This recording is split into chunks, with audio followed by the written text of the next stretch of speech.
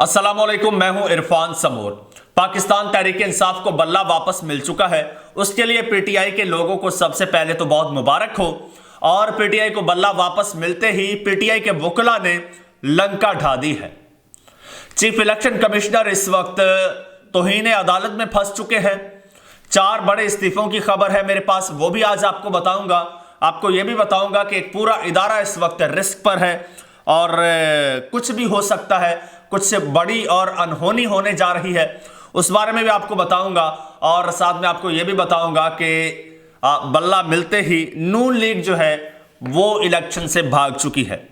दोस्तों, आज खबरें इंतहाई हैरानकुन और चौंका देने वाली हैं। कुछ खबरें नाकाबिले यकीन हैं।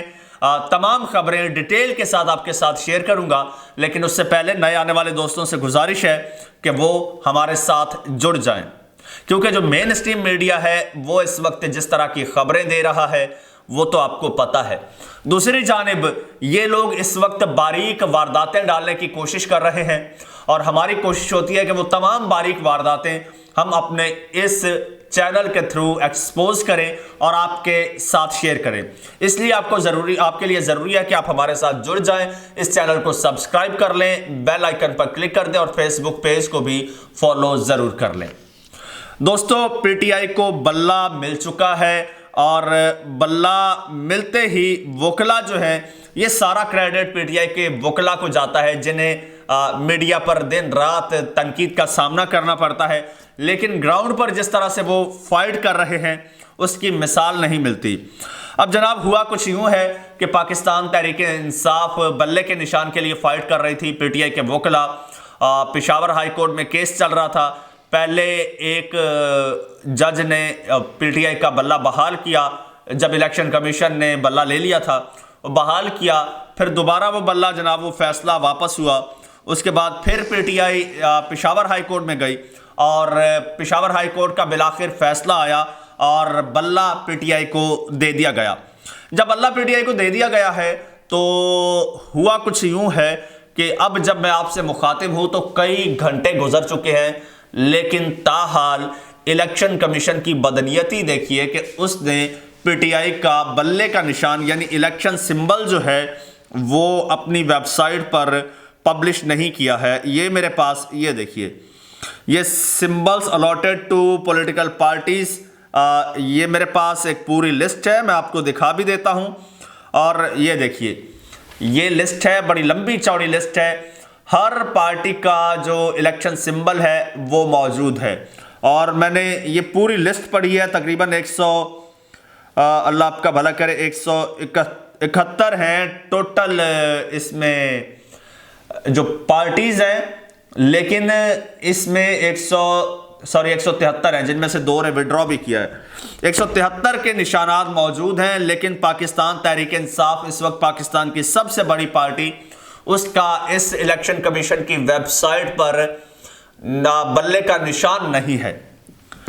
तो ये इलेक्शन कमीशन की बदनीयती है। अभी तक बल्ले का निशान क्यों नहीं उन्होंने अपडेट किया, उसकी वजह यह है जनाब, मैं आपको बता देता हूं उसकी वजह क्या है और अब होने क्या जा रहा है। उसकी वजह यह है कि इलेक्शन कमीशन कहता है जी इलेक्शन कमीशन एक विफाकी इदारा है और जो फैसला दिया है वो एक सूबे की अदालत ने, पेशावर हाई कोर्ट ने दिया है, लिहाजा हम अदालत के फैसले को नहीं मानते और इसलिए हम निशान नहीं लगाते। दूसरी जानिब पीटीआई का जो वकला है वो इस वक्त तैयारी करके बैठे हैं। वो तौहीन अदालत की जो है वो इस पर केस फाइल करने जा रहे हैं इलेक्शन कमीशन पर। और वैसे तो पहले भी इलेक्शन कमीशन जो है वो तौहीन अदालत का मुर्तकिब हो चुका है 90 रोज़ में सूबाई इलेक्शंस ना करवा के। अब एक और जो है तौहीन अदालत का केस इन पर डलने जा रहा है सिकंदर सुल्तान राजा पर। लेकिन दूसरी जानिब सिकंदर सुल्तान राजा और इलेक्शन कमीशन इस वक्त क्या तैयारी करके बैठा है वो बड़ी खतरनाक सूरत हाल है। आपको पता है इलेक्शन कमीशन के एक अहम ओहदेदार का ऑलरेडी इस्तीफा आ चुका है।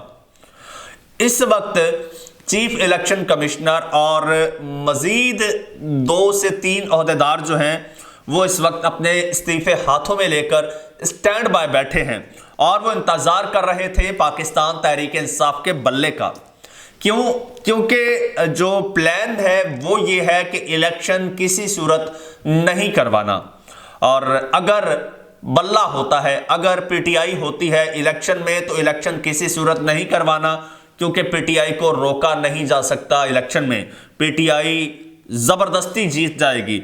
तो अब ये प्लान था, और अब अदालतों से थोड़ा डर था, क्योंकि इस वक्त जो है ना, अदालतें डट के खड़ी हैं। अदालतें चाहती हैं कि पाकिस्तान में आइन की हुक्मरानी हो और कानून की हुक्मरानी हो, आइन पर अमल दरामद हो, और अगर आइन इलेक्शन का तकाजा करता है तो पाकिस्तान में इलेक्शन होना चाहिए। और अदालतें इस वक्त जो है वो हुक्म भी दे रही हैं, अदालती हुक्म पर यह डेट दी गई इलेक्शन की, और इलेक्शन हो रहा है। इससे राह फरार इख्तियार करने के बहुत सारे हीले बहाने किए गए, लेकिन कारगर साबित ना हुए।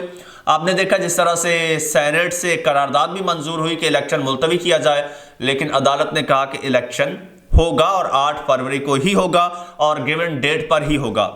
तो अब कोई हीला बहाना चारा नहीं बचा। अब यही आखिरी उम्मीद थी कि पीटीआई को इलेक्शन से बाहर किया जाए और बल्ला छीन लिया जाए।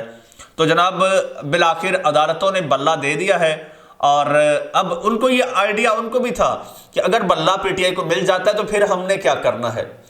अब फाइनली एक तो ये हम सुन रहे हैं कि जनाब अब इलेक्शन कमीशन ये पर तोड़ रहा है कि हम इसको सुप्रीम कोर्ट में चैलेंज करते हैं, पेशावर हाई कोर्ट के फैसले को, लेकिन इसके भी वाज़े इम्कानात हैं कि वहाँ पे चैलेंज करेंगे तो ये फैसला जो है ये बरकरार रहेगा और बल्ला पीटीआई का ही रहेगा।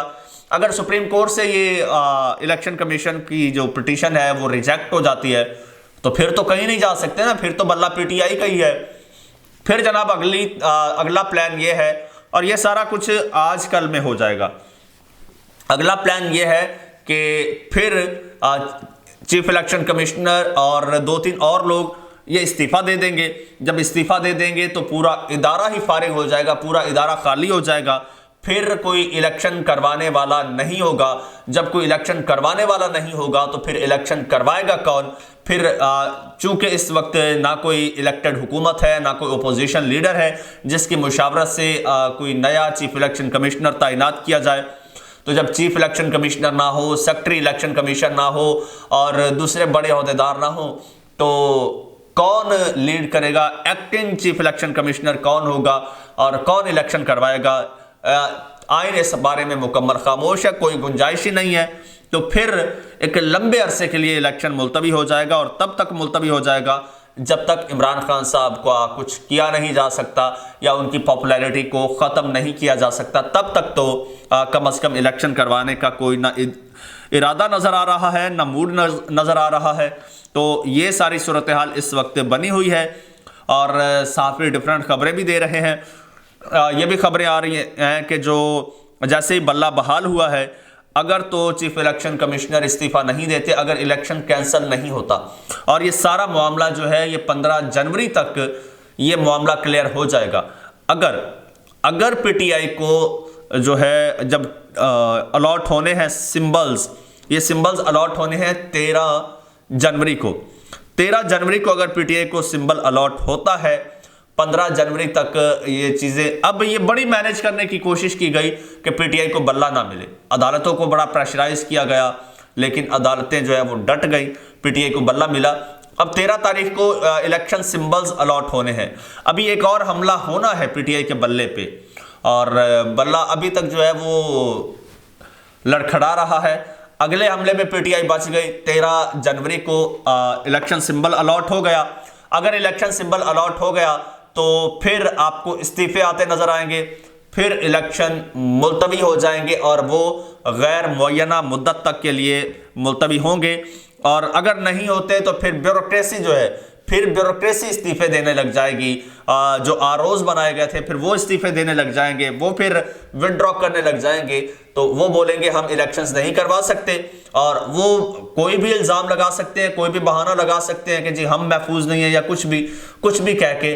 बहरहाल कुछ ना कुछ ऐसी प्लानिंग्स हो रही हैं, और ये बड़ी ख़तरनाक है मुल्क के लिए, मुल्क की सियासत के लिए, जमहूरियत के लिए, और मुल्क की मईशत के लिए स्पेशली जो है ये सारी प्लानिंग्स ख़तरनाक हैं। क्योंकि इस वक्त हमारी लड़खड़ाती मईशत जो है उसको संभालने के लिए ज़रूरी है कि पाकिस्तान में पॉलिटिकल स्टेबिलिटी हो, फिर इकोनॉमिक स्टेबिलिटी हो, और ये सब करने के लिए इलेक्शन बहुत ज़रूरी है, लेकिन इलेक्शन होता नज़र नहीं आ रहा। दोस्तों, अपनी राय का इज़हार कमेंट सेक्शन में कीजिए और चैनल को सब्सक्राइब कर लीजिए, बेल आइकन पर क्लिक कर दीजिए, फेसबुक पेज को भी फॉलो ज़रूर कर लीजिए। इस तरह आप हमारे साथ जुड़ जाएंगे। इंशाअल्लाह हम नई अपडेट्स आपके साथ शेयर करते रहेंगे। टिल देन, अल्लाह हाफिज़।